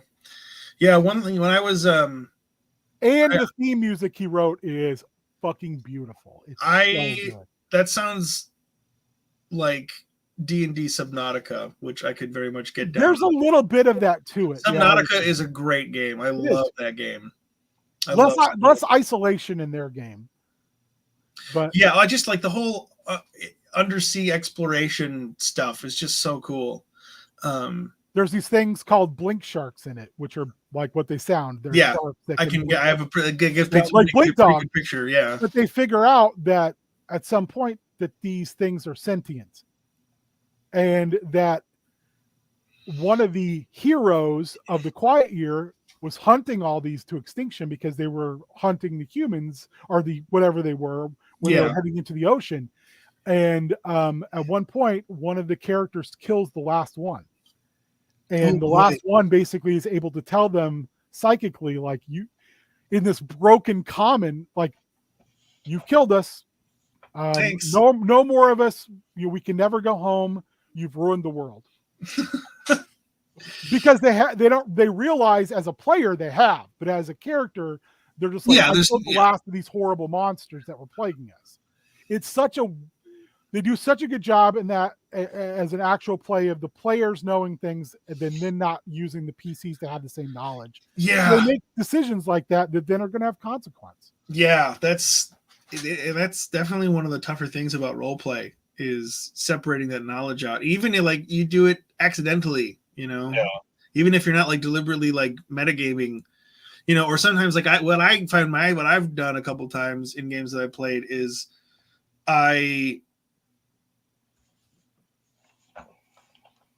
when I don't know, I guess, and to me something feels like it would be common knowledge to some degree, I'll say something in character, and then if somebody corrects me on it, I'm like, oh well, whoops, let me kind of roll a history check or something.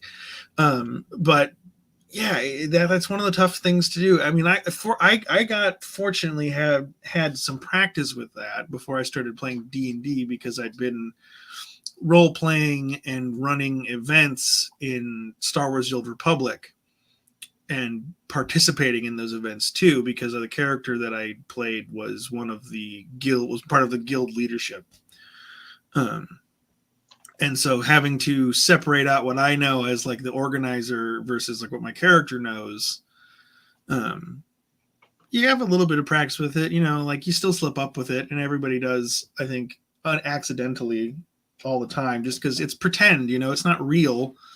So it's all in here and it gets jumbled up and it needs to be a very forgiving space anyway to work. Yeah, and if you say something that if you do say something or make a decision based on something your character wouldn't know, at least for me, I'm always happy to be corrected.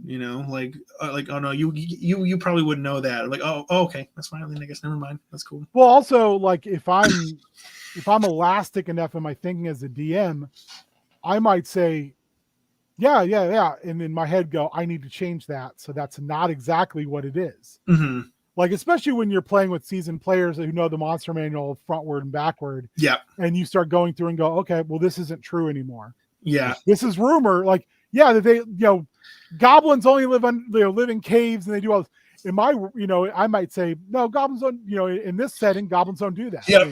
I've definitely run into that with my homebrew setting. One of my players in my very first group, who's somebody I met through the Old Republic, he's been playing D&D and tabletop games for 20 years. He's been doing it for ages. And he'll do that where like he hasn't done anything that's ever bothered me, but he'll like, he's the guy who knows that trolls are weak to fire, to use like the really off-cited example. And so for me, when that's kind of like, yeah, I do kind of mention like, it's not quite how it works in this setting, or even just saying not all trolls. Yeah. Like for me, like a good one is like, I have organized like orcs and goblins and ogres and hobgoblins all into being like divergent species of the same evolutionary tree. Mm-hmm. So they're all technically orcs, and so like orcs will live with goblins and ogres and stuff like that. And they all just kind of like hang out and there isn't a problem. Mm-hmm. And, so having to kind of like rework that where it's like, well, there's not really like goblin civilization. It's orc, a variation of orc society, sort of like there's a country in Eberron where it's like the monsters live there, mm-hmm. but they have their own society. They're like, we're tired of getting fucked around, like 3 hags rule it, and they're like this is where the orcs live, this is where the ogres live. And you know what, their society is extremely successful because there's a firm understanding that no one else wants us, mm-hmm. and you know what, we don't want you either, mm-hmm. so stay the fuck out. Yeah, I like that you give races that get treated a lot of times just like a stat block for you to kill, like a actual culture, and it makes more sense. And then you make up another race, another species that is the stat block to kill, which is what I have done. I agree. Yeah, I mean, like, orcs. I mean, like, orcs. They're like, the way I sort of treat orcs is like they're just like anybody else. They have some groups are more aggressive than others, and some are more inclined to work cooperatively with their neighbors. And it just sort of depends on the history and what the relationship has been with everybody around them. Because if you're a group of people who are constantly attacked and persecuted, you're gonna have some trust issues. Yeah, whether you started it or not, history. Right. You're going to have, it's going to be there will be cultural, tendencies that are just perpetuated in a cycle, and that's why like the whole cycle of war is so bad. And one of my favorite oft missed messages of A Song of Ice and Fire is that it is very much an anti-war story. No, no one wins. No, literally nobody wins. And the people that do win are the worst people. And anyone who's innocent gets the worst of it, and even the people who are doing it for ostensibly somewhat justifiable reasons, they either die or wind up fucking going off the deep end, and starting to commit atrocities. And, and it's just, the cycle of violence, once it gets started, is really tough to break, culturally, and generationally. And, thankfully these days, the education, access to information, access to better medicine and in many parts of the world and stuff has helped mitigate that stuff. But, in a fantasy world, especially in one that's limited by, like kind of real world technology and rules to an extent, because again, it's all fiction, so it's not really real. Yeah. And you can apply whatever rules you want to it. Those societies are going to be more superstitious. It's going to be, resources will be harder to, if you don't have mass industrial mining, stuff like steel is pretty tough to get, and you've got to be very wealthy and powerful to be able to have quantities of that in any sort of meaningful way. And you usually do that by either developing reliable trade networks or by taking it from other people. That's why I do enjoy like the idea of playing a game, and I did utilize it when I ran a short campaign called the Jarmento that Beard played in. They had no steel. They had bronze weapons and they had bone weapons. And I used the old Dark Sun rules about bone weapons because bone weapons break. Yeah. Yeah. But they also, because they lived near volcanoes, they had obsidian. Mm-hmm. And I used a lot of kind of homebrew D&D stuff I saw about like weapons and things that like the Maori would use. Yep. Because it's really inventive. Yeah. Jade clubs. I can't think of the weapon with the shark teeth with like hardened wood and shark Mm-hmm. teeth wound into it. Those are amazing weapons. Sure, they're a little more breakable than iron and steel is, Mm-hmm. but I wouldn't want to fucking get hit with it. Yeah, they're also super characterful and stand out. And the fact that, being that the culture they were involved in, part of like coming of age was being asked to make your own weapons. Yeah. That's part of it. It's part of the culture. I think those things can really make something into a living, breathing world. Yeah, I mean, totally. I mean, like it's part of, or like, not, I guess that's the way right way to frame it, but like, yeah, even like I was saying earlier with the setting that I've been working on, I'm trying to kind of use real sort of scholarly archaeological processes or whatever to build the timeline. So we go through like our different ages of technology. But the thing is, not every place went through all those same arcs, and they didn't do them in the same order or never got to certain ones, and like that's why not everybody had got firearms at the same time and all this other stuff. And I think like seeing those types of limitations not only can be more fun from a gameplay perspective, but I think it also makes the world feel more realistic, because even like these days, there are those tribes living on little Peloponnesian islands that have never had contact with the outside world and are still using flint arrowheads and stuff like that, and like most of the world stopped using flint thousands of years ago at this point. It just goes to show you that like it's all about it's all about access to resources, really, at the end of the day. Resources and the resources of your neighbors. And it's like, I think one of the reasons why Egypt is more recognizable than say like Nubia is because Egypt was a wealthier nation. It had because it had the better Nile River floodplains, and so they had more agriculture, and so they could sustain a larger population and all kinds of things. And not that Nubia wasn't its own powerhouse, of antiquity in its own right, but it was for different reasons. And so it's like just looking at those types of things is really inspiring to me for building this world in particular, going into it, because like again, it's going to be very fantasy, and like I've got elves and dwarves, and I've already kind of got a reason in my head for like why are the dwarves underground. It's like, oh, it's because when the dragons and the giants, like the first two civilizations, were constantly warring with each other, they subjugated lesser species, like elves and stuff like that, like the fae and the different types of dwarves, and some of the dwarves went, no, we're going under the mountains where you can't get us. And so that's why there are dwarves. That's why like where the major dwarven civilizations are under mountains, is because that's where they fled to escape from the dragons and the giants. And kind of just like reasons for stuff that isn't just like this is the fantasy trope, so that's why they're there. Yeah. Really kind of like what was like the sociological, economic, military, what were the actual like reasons for this culture being here, and not just like saying that to make something have cool flavor. Which again, there's nothing wrong with that, dude. Then there's a reason why a lot of fantasy settings just take that approach, and because doing it this way is a lot of fucking work.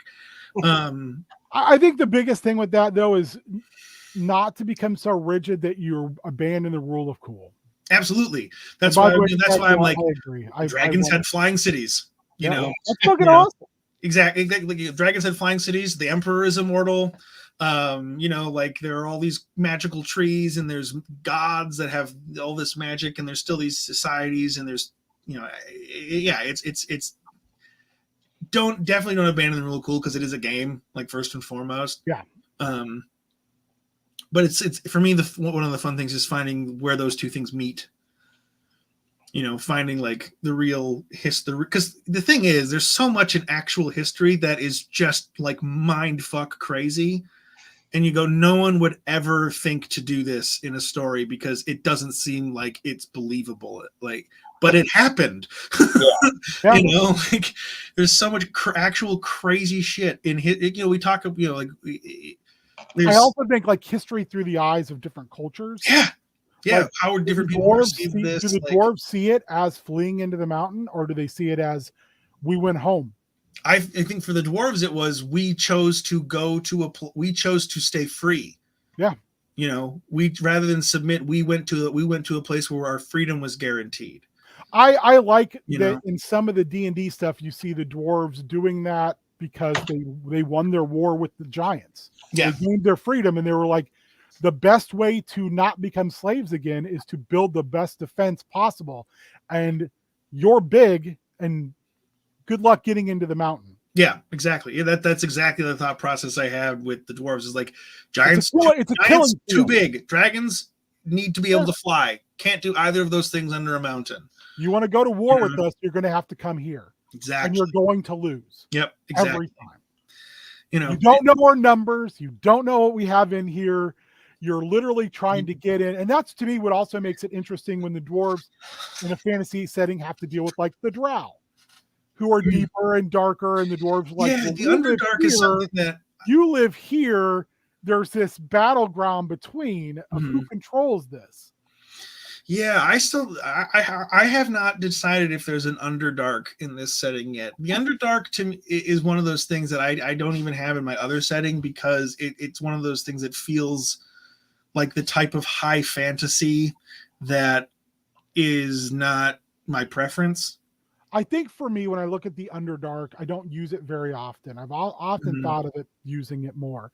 I think if I'm going to use the Underdark, though, it's going to be a place where civilizations have retreated to or have been there for a long time. Like, they changed the Kuatoa to be humans who retreated down there and started worshiping things, and basically they're deep ones. They turned into fish people. Yep. I like that idea. I like that the Drugar, I love the current origin of the Drugar, that the Drugar, they got cast aside by the dwarves. They were the 13th tribe.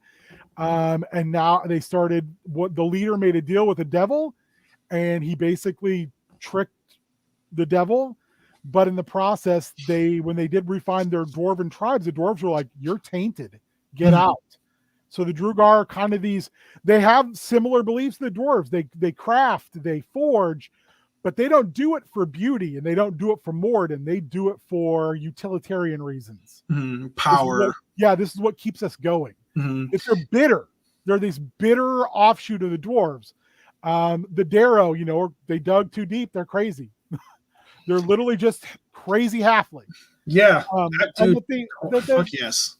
That the dark elves basically, that's the one race I kind of look at and I'm like, how does that exactly work? Is that they're afraid of the sun, I guess? But I mean, I don't know. I think the drow are really complicated. I rarely use them. My approach to drow, and this was basically just because I have a friend who is in both of my groups who loves drow, and I want to make it so that people can, like I don't in my main game I don't let people play like beast characters, like beast people, unless there's a really good reason for it. Like we don't have tabaxi and stuff in my setting. But with drow, it's like so the way that I've chosen to approach drow is that rather than being like a subterranean species of elves, it's like, no, they have a genetic mutation. They're basically elven gingers. Yeah, and, like it's a result of something in their genes, some kind of lingering magical effect. In my first setting, it's literally because the elven homeland was destroyed in a magical calamity, and some people were caught in that and had permanent like genetic markers. Like this magic has left a permanent marker in their genetics, and they pass it on. Yeah, and they can easily be then pointed out as other within their own society. Yeah, that's how you get drow, and that's why they have different abilities, and why they look different is because they have something in their genetics that makes it that way. They're different. They live amongst other elves, but they're kind of, a mark of shame, or maybe not even a mark of shame, but like, sort of a sign of being like cursed almost, like you bear the scars of the sundering, like tieflings. and you're a bad omen. Yeah. And the weird thing, I do allow tieflings in my setting. No one has played a tiefling, which I find very weird. Tieflings are to me one of the most. If you They're go, so popular. I just can't believe no one in any of my groups has wanted to be I one. enjoy tieflings for the mere fact of like you didn't make the deal. Yeah, someone else. No, you're you stuck live with the bag. Yeah, yeah, you live with the consequences of someone else in your family. Yeah, tieflings are one of those things that I definitely allow people to play, but would want to have like a one-on-one conversation about like these are things that you have to consider if you want to play a tiefling. Like one, you have to figure out a way you're hiding those horns, because I had a conversation with a couple of friends a long time ago. We were gonna the context is we were going to play D&D, and because of that group, everybody at the time was new. We had gone with using D&D Beyond to make character sheets just to simplify the process. D&D Beyond was down that day, so we weren't actually able to play. So what we did is we watched a couple episodes of The Witcher show, the first season. And I don't watch really TV, whatever. I don't really have any opinions on The Witcher. But during it, they're kind of showing flashbacks to the character Yennefer being like a hunchback, like a deformed hunchback and stuff, and how badly she's being treated. And two of my friends were like, why is everybody so mean to her? And it's like, well, if you lived in a world where you didn't have science and didn't understand that these things were just like genetic defects, you would absolutely start to get superstitious and think that there's like a demon inside of her or something. And that's what's happening here. Is this is cruelty born of ignorance, and like, yeah, that's going to happen. And especially if you're going with like a superstitious society that doesn't really have science, like doesn't understand genetics, doesn't understand how, deformities. That's why that's why the Habsburg jaw is a thing, is because the Habsburgs inbred for centuries because they didn't understand that in terms of genetics, that is bad. Yeah. I mean, the Targaryens are all crazy in Game of Thrones, like it's because they've been inbreeding for centuries and half of them are lunatics. I would also recommend, if you like want a really good way of looking at tieflings is Dave Gross wrote a series of Pathfinder books where the two stars are a elven gentleman who's basically Sherlock Holmes, and his Watson is a tiefling. And the stories trade perspectives every chapter. And his tiefling Watson is kind of basically Wolverine. But he doesn't have horns. Sure. He has, because tieflings don't all have horns, right. He has a tail. And he has what he refers to as the big smile, which is when he opens his mouth all the way and you can see basically has rows of like shark teeth. Oh. But he's like a carouser and a street fighter, and he grew up like as a thief and a thug and all this, and he and Count Yager, the Holmesian character, they live in a country called Chelix. And Chelix is a country where devil worship is the religion. And so they travel all around the world and they solve like crimes and it's really fun. So I love Dave Gross as an author. And these two characters are fantastic. Radovan and Yager are the two names of characters.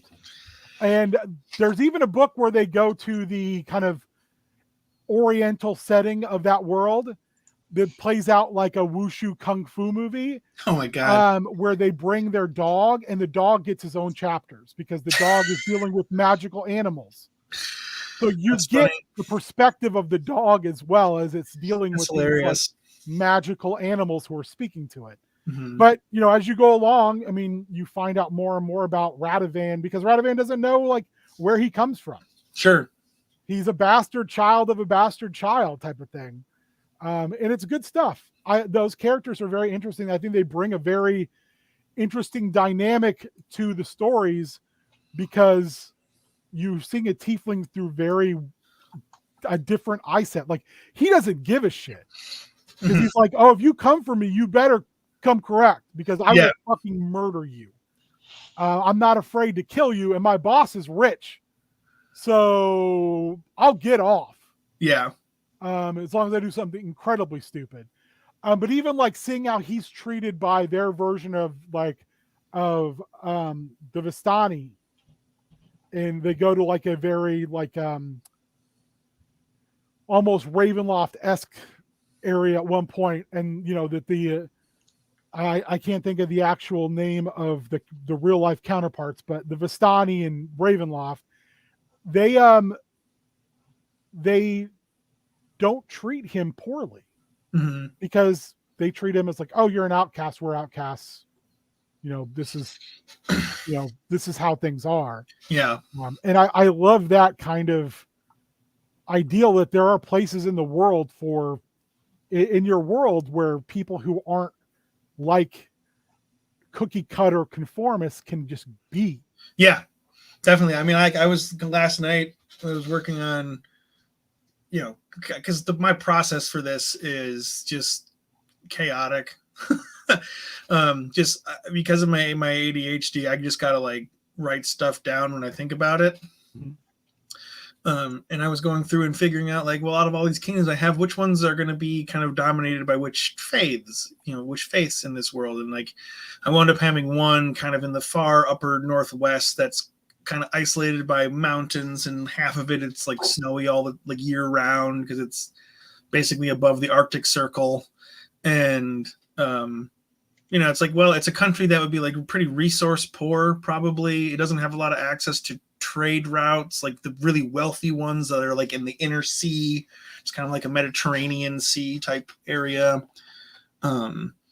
And so they would kind of probably just get left alone. Like there wouldn't really, or most of the time, there wouldn't really be a lot of reason for people to try and conquer them, other than maybe the fact that it would be like a pagan dominated country, one of the last pagan holdouts. And a place like that, most people are just sort of content to let you go about your business because they're sort of their sort of cultural approach is out of sight, out of mind. We can kind of do whatever we want. Nobody's really interested in what we have, and we kind of like it that way because it means we're not constantly at war with somebody else. Or they take the Wakanda approach where they have it, they just don't tell anybody. Yeah, something like that. I could definitely work that in somewhere.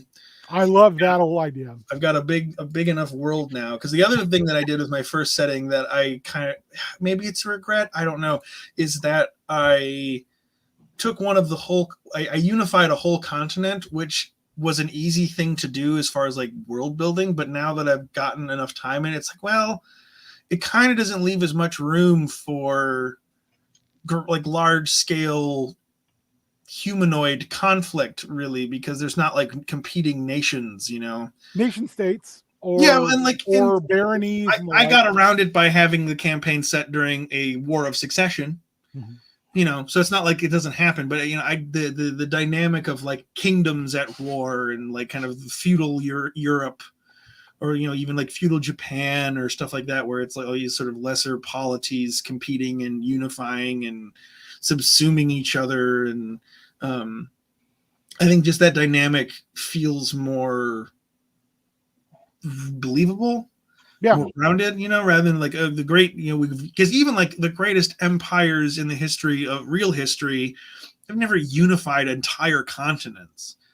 Like there's they've got huge chunks. Like the Mongols have still to this day have the largest empire that was ever been created.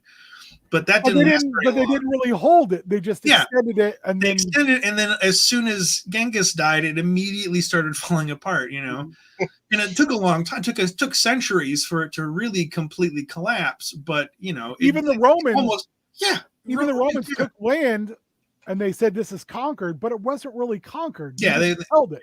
Yeah, and they would sort of just show up and be like, "You owe us taxes now, and if you don't, we will kill you." And everyone was like, "Well, fine, I guess."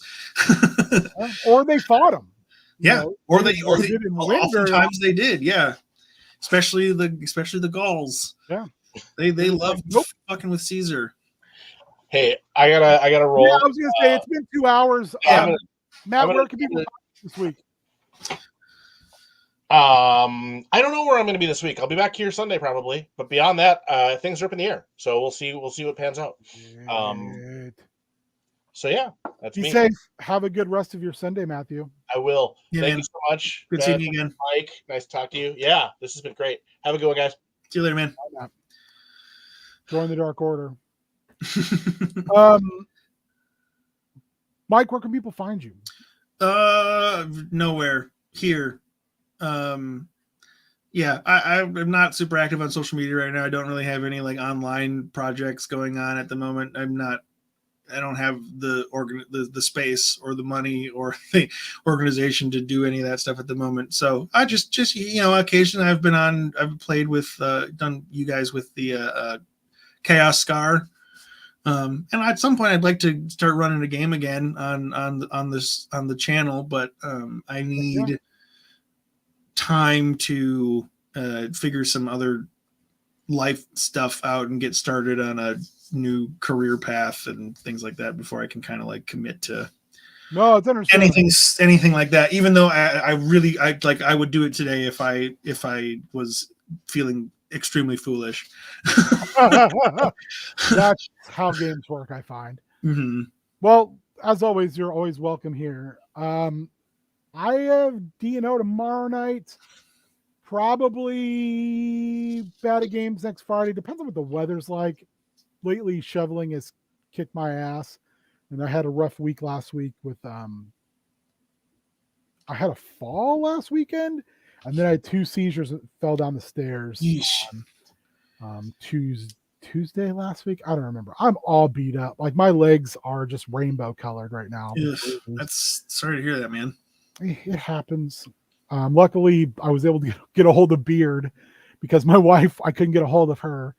So I had somebody to just like sit with me while I laid on the floor and was like, I need help getting up, but you don't have a house key and I can't get up to let you in. So just like hang out with me so I don't feel so lonely. Yeah. And then I didn't shovel because I shoveled. I didn't do bad at games because I was just so fucking tired. But bad at games probably next week. I don't know. We'll see. And then prep school next Friday. Yeah, if you ever play in Valheim on bad at games, let me know. I've got it.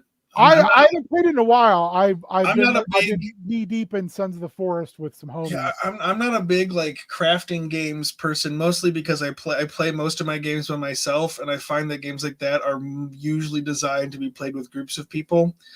And so I'll play them for a couple of weeks and kind of be like, okay, well, this is about as far as I can get without devoting like way more time than I want Valheim, to V Rising, Sons of the Forest, games like that where you can play as a small group of people and build cool stuff. Shannon has got me getting ready to play Fallout 76. Oh, nice. Same thing. I was like, I really don't want to do a bunch of walking around and fighting stuff. I just kind of want to build stuff. Mm-hmm. Well, hey, if Fallout 76 has anything has a settlement building mechanic that's anything like Fallout 4, then you could literally just do that. Yeah, which is what I'm looking for. And do nothing else. That's really Sons of the Forest. I'm laggy enough that fighting stuff is not super fun, but I like honestly chopping wood and building structures. Yeah, I've been playing me and two of my friends found a seamless co-op mod for Elden Ring that we've been messing around with, so we can play, because those games are not meant to be played start to finish cooperatively. They're just not like balanced or set up mechanically for that. But somebody was like, no, we're doing it. And so that's been really fun. That's been super fun. Maybe something like that. Well, I hope everyone has a great rest of your Saturday or Sunday. God. I gotta work tomorrow. I'm gonna go out and shovel. So until then, I've got to get it done before 2, and we're supposed to play more Sons of the Forest. Bye, everybody.